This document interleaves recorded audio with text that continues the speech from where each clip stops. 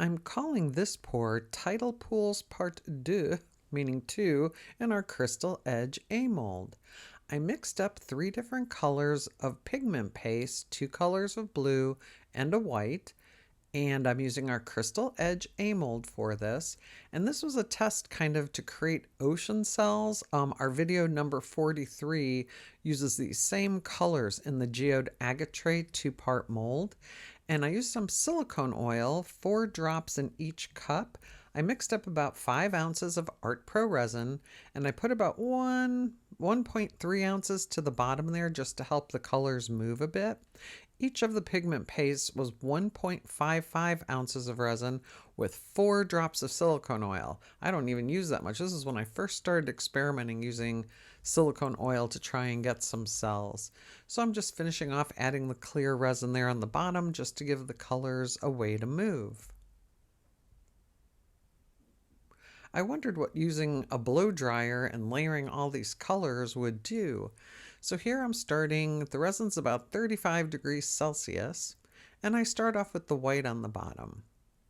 And when I created the tray, it didn't seem to matter if I put white first and then blue. The cells just kind of formed on their own. So you almost see them creating the little cells right there without doing anything with it. And I think I did have silicone oil in the white. Usually I don't add it to white, but I think I had it in all 3 colors.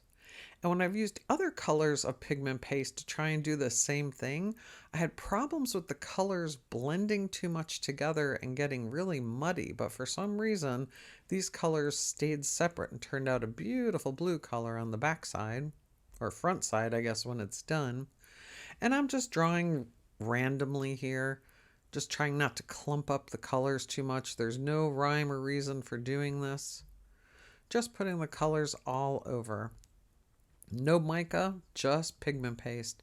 And Art Pro resin is a 3:2 resin. It's medium viscosity and it's very reactionary, which is why I love it and use it for probably 99% of my pours. And this was just an experiment. Hadn't seen anybody do this.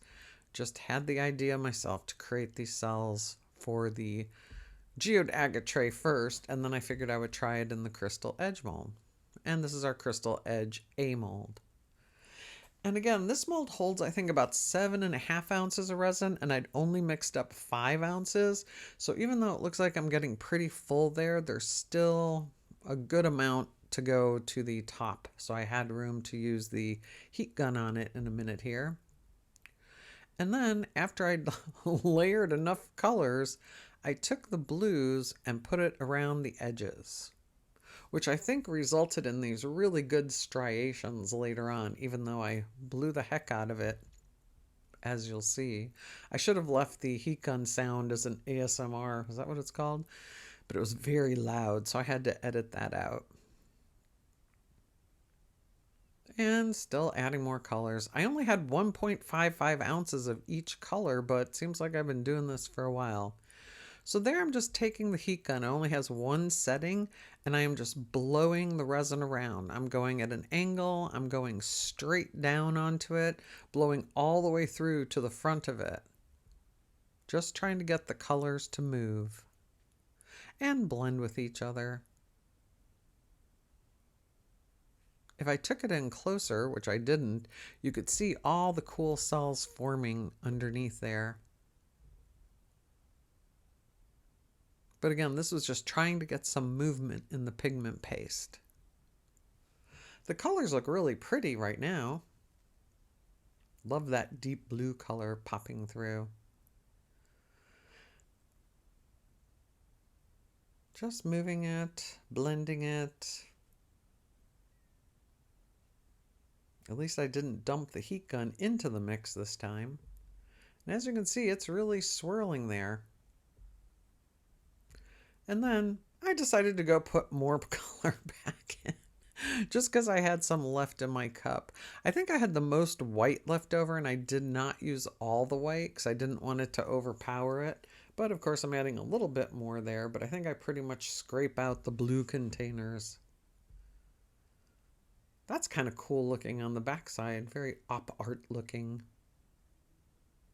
And by now this resin had to be over 40 degrees Celsius, but It's still moving, and then of course I take the heat gun to it again. No, after I put more white on it apparently. Still not filled up. The mold still has room. And originally I was going to back it, but then because I didn't know how it was going to turn out, I just decided to let it cure the way it was.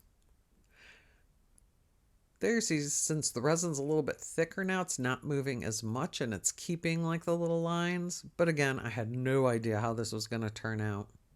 Crossing my fingers. Just trying to get it to move. Now it's looking a little bit like soup, I think. No soup for you. And there's a time lapse of it just moving. Then after it's done, what are we going to have?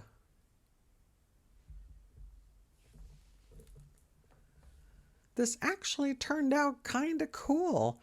Wouldn't know what to call that. I was calling it Dresden China, but it's definitely not Dresden China.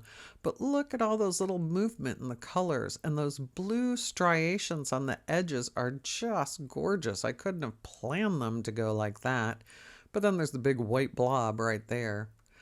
Well, what do you think of this experiment? I think it turned out okay. I won't be selling it, but let us know what you think in the comments below.